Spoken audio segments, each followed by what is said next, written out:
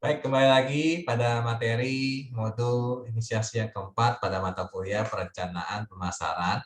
Hari ini kita akan sama-sama belajar ya bagaimana kita merancangkan perencanaan suatu pemasaran. Ya, saya akan bukakan terlebih dahulu materinya. Apa saja sih yang bisa kita pelajari tentang perencanaan produk khususnya hari ini ya. Baik, kita bisa belajar, sekali lagi saya ingatkan kembali, kita bisa belajar tentang perumusan perencanaan produk, strategi produk, juga bagaimana perencanaan pengembangan produk baru, bagaimana perencanaan pemasaran produk baru, bagaimana analisis daur hidup, six cycle gitu ya, dan juga perencanaan strategi dalam setiap tahapan daur ulang dari hidup produk ya. Oke, kita belajar tetap dari bukunya Pak Daniel Tumpal gitu ya, dengan buku tambahan marketing management. Silakan kalian pelajari masing-masing ya. Jadi intinya adalah produk sangat penting untuk mencapai sasaran pemasaran. Jadi kalau tidak ada produk, kita nggak bisa memasarkan ya. Apa yang mau dipasarkan? Karena nggak ada produknya ya. Jadi kita harus punya produknya terlebih dahulu ya. Oke. Jadi kesenjangan dapat terjadi kenapa?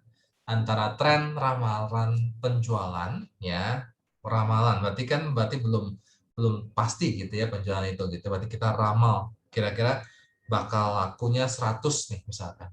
Dengan tujuan perusahaan itu dapat dijembatani dengan apa? Ya, ada tujuan perusahaan tuh, target tujuan perusahaan itu apa? Tapi ada kesenjangan nih antara ramalan penjualan dengan tujuan dari perusahaan itu, kita bisa menjembataninya dengan tengah-tengah apa saja. Yang pertama, peningkatan produktivitas. Jadi kita harus meningkatkan produktivitas perusahaan tersebut.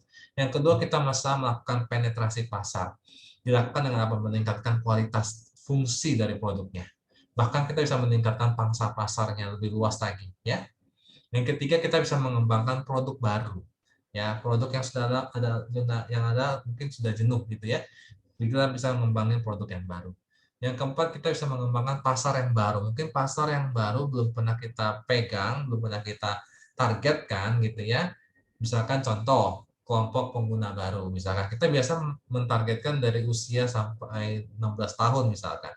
Nah, kita coba usia yang baru ya 17 sampai 30 misalkan.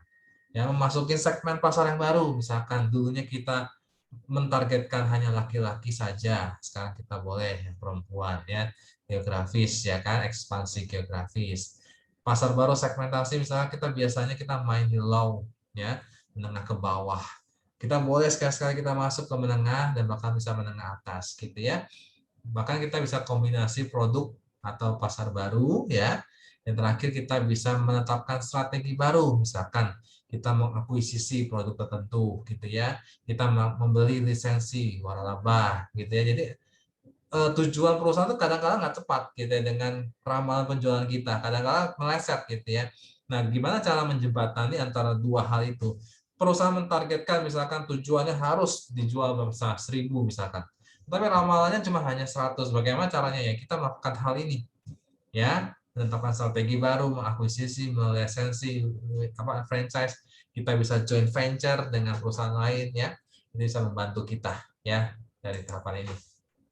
Kemudian kita tahu dulu apa sih strategi produk, apa sih gitu ya. Strategi produk dibedakan menjadi strategi reaktif dan juga strategi proaktif ya. Strategi reaktif itu apa sih? Strategi reaktif itu berkaitan dengan tekanan dari luar. Reaktif ya, tekanan dari luar ke dalam. Dari luar ke dalam memaksa kita, perusahaan organisasi melakukan sesuatu, aksi.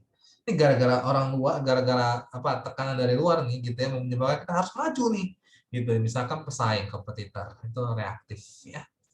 Strategi proaktif ya, secara eksplisit mengalokasikan sumber daya yang kita miliki untuk mengidentifikasi dan juga menangkap setiap peluang-peluang yang ada ya, serta mengantisipasikan ya setiap kejadian-kejadian yang mungkin tidak menguntungkan ya, kejadian-kejadian yang tidak kita inginkan. Itu disebut dengan strategi proaktif. Kita bisa tergantung kita mau gunakan kapan kondisinya, kita gunakan reaktif, kapan kita gunakan kondisinya proaktif ya. Nanti video kedua kita akan bahas lebih dalam lagi ya tentang bagaimana tahapan pengembangan produk, ada 11 tahapan ya. Kita akan saksikan. Salam beauty planner, salam sehat buat kita semuanya.